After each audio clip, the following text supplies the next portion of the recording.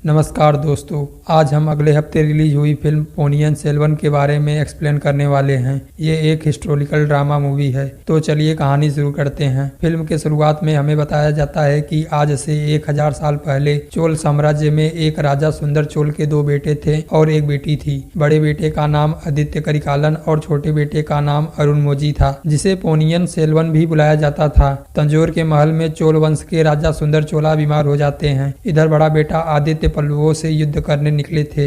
अरुणमोजी भी दूसरी तरफ शिमला में युद्ध करने गए थे। फिर आदित्य को पता चलता है कि तंजोर के महल में कोई षड्यंत्र रचा जा रहा है और वो अपने मित्र बंदी अयन को वहां भेजता है और उससे कहता है कि तुम्हें जो भी पता चले उसको मेरे पिता और बहन को बता देना। फिर बंदी अयन वहां से जाता है और वो सामंत पर्वतेश्वर को देखता है। पर्वतेश्वर ने अपने से कई साल छोटी रानी नंदिनी से विवाह किया था। इधर बंदी अयन पर्वतेश्वर और उसके मंत्रियों की बातें सुनने लगता है, जहां पर वो कह रहे होते हैं कि राजा सुंदर चोला तंजोर के सिंहासन पर अपने बड़े बेटे आदित्य को बैठाना चाहते हैं, जबकि उस सिंहासन पर मधुरत्कन का अधिकार है। फिर वहां मधुरत्कन आता है। तब पर्वतेश्वर और सभी मंत्री मधुरत्कन को राजा बनाने का षड्यंत्र करना शुरू कर देते हैं। अब ये बात बंदी अयन सुंदर चोला और उनकी बेटी को बताने निकलता है, जहाँ रास्ते में उसे नंदिनी मिल जाती है। फिर वो बंदी अयन को अपनी अंगूठी देकर उसे महल में मिलने को कहती है और बंदी अयन उस अंगूठी को लेकर तंजोर के सेनापति से मिलने जाता है और उसे बताता है कि पर्वतेश्वर ने मुझे ये अंगूठी दी है। उन्होंने राजा सुंदर चोला के लिए एक पैगाम भेजा है। फिर वो उसे राजा से मिलने देता है, जहां पर बंदी अयन राजा को बताता है कि पर्वतेश्वर और बाकी मंत्री आपके खिलाफ षड्यंत्र रच रहे हैं। मुझे यहाँ आदित्य ने भेजा है। तभी सेनापति को बंदी अयन पर शक हो जाता है। वो सेनापति पर्वतेश्वर का छोटा भाई था। फिर वो बंदी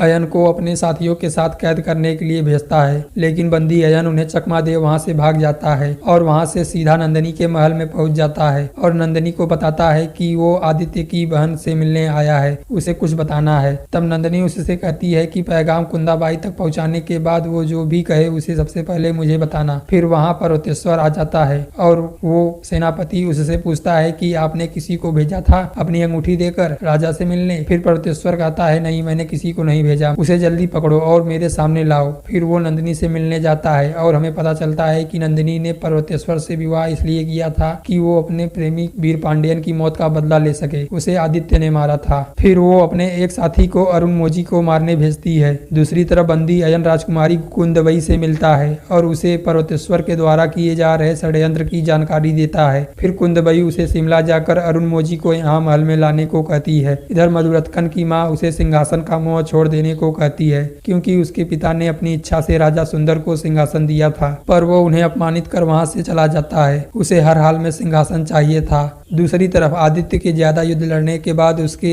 दादा उसे तंजोर चलने को कहते हैं, मगर आदित्य उनसे कहता है कि वो तंजोर कभी नहीं जाएगा, क्योंकि वहाँ नंदिनी रहती है। वो बचपन में नंदिनी से प्रेम करता था। वो भी आदित्य को पसंद करती थी, मगर नंदिनी अनाथ थी, इसलिए राजा सुंदर ने उनका विवाह नहीं किया। उसके बाद नंदिनी अचानक से गायब हो जाती है। फिर कई साल बाद नंदिनी आदित्य के सामने आती है और आदित्य को पता चलता है कि नंदिनी पांड्यन राजा वीर पांड्यन से प्रेम करती है। तब आदित्य ने गुस्से में वीर पांड्यन को मार दिया। फिर नंदिनी ने कसम खाई कि वो आदित्य और पूरे चोला वंश को खत्म कर देगी, इसलिए नंदिनी ने पर्वतेश्वर से विवाह किया था। उधर अरुणमोजी भी युद्ध खत्म कर बौद्ध गुरु से मिलने जाता है, जहां पर बौद्ध गुरु अरुण की उदारता और बहादुरी से प्रसन्न होकर उसे शिमला का सिंहासन देना चाहते हैं, मगर अरुण उस प्रस्ताव को स्वीकार नहीं करता, क्योंकि उसने अपना जीवन तंजोर के लिए समर्पित कर दिया था। इधर राजकुमारी कुंदबई तंजोर महल जाती हैं और अपने पिता को महल में चल रहे षड्यंत्र के बारे में बताती हैं। उधर पूर्णिमा नाम की बोट चलाने वाली लड़की बंदी अयन को शिमला लेकर आती है। उसी समय एक और बोट चलाने वाला अरुणमोजी को मारने वाले आदमियों को लेकर आता है, जिसे नंदिनी ने भेजा था। उसे नहीं पता था कि ये लोग अरुणमोजी को मारने आए हैं। फिर दूसरी तरफ पर्वतेश्वर अपने मंत्रियों के साथ महल जाता है राजा सुंदर चोला से मिलने। फिर वो राजा को अपने बातों में लेकर अरुण को तंजोर लाने के लिए संदेश भिजवाते हैं। संदेश में राजा का मोहर होता है, पर यह बात राजकुमारी कुंदबई को ठीक नहीं लगती। तब राजा सुंदर उससे कहते हैं कि तुम जाकर आदित्य को यहाँ लाओ, मेरे दोनों बेटों को यहाँ आने दो, उसके बाद इन्हें देखेंगे। दूसरी तरफ बंदी अयन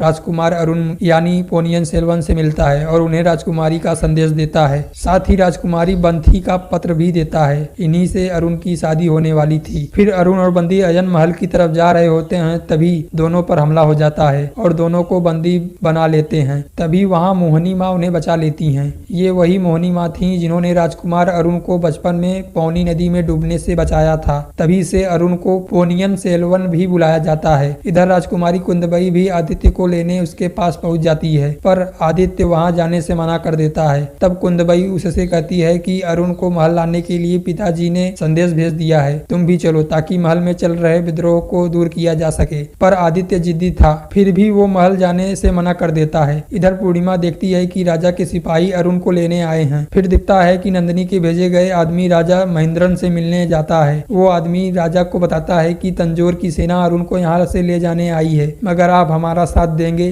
तो हम अरुण को खत्म कर देंगे। इसके लिए वो राजा मान जाता है। इधर पूर्णिमा अरुण के पास आती है, उन्हें बताती है कि तंजोर की सेना आपको यहाँ से ले जाने आई है, और बंदी अयन अरुण से कहता है कि ये जरूर पर्वतेश्वर की कोई चाल होगी। पर अरुण वहाँ जाने को राजी हो जाता है क्योंकि उसके पिता का आदेश था। फिर दोनों एक प्लान बनाते हैं। वो बंदी अयन को राजकुमार बना यहाँ रहने देता है और खुद एक साधारण कपड़े पहन पूर्णिमा के साथ तंजोर जाने को निकलता है। तभी नंदिनी के भेजे गए आदमी और राजा महेंद्रन की सेना मिलकर तंजोर से भेजी गई सेना को मार देते हैं और बंदी अयन को राजकुमार समझ पकड़ लेते हैं। फिर उन्हें बाद में पता चलता है कि ये अरुण मोजी नहीं है और उसे जहाज के ऊपर बांध देते हैं। ये देख अरुण बंदी अयन को बचाने वहां जाता है। फिर वहां होती है युद्ध। तभी समुद्र में तूफान आने से जहाज डूब जाती है। अब अगले सीन में दिखाया जाता है कि राजा सुंदर चोला के पास खबर आती है कि राजकुमार पोनियन सेल्वन नहीं रहे। फिर राजकुमारी कुंदबई को भी ये खबर मिलती है। इधर आदित्य अपनी सेना लेकर तंजोर के लिए निकलता है नंदिनी को मारने, क्योंकि उसे पता था कि इन सब के पीछे नंदिनी का ही हाथ है। फिल्म के अंत में हमें पता चलता है कि मोहनी माँ वहां जाती हैं जहां वो जहाज डूबा था। इसी के साथ मूवी खत्म हो जाती है। तो दोस्तों, वीडियो पसंद आई हो तो वीडियो को लाइक और चैनल को सब्सक्राइब जरूर करें। मिलते हैं अगले वीडियो में।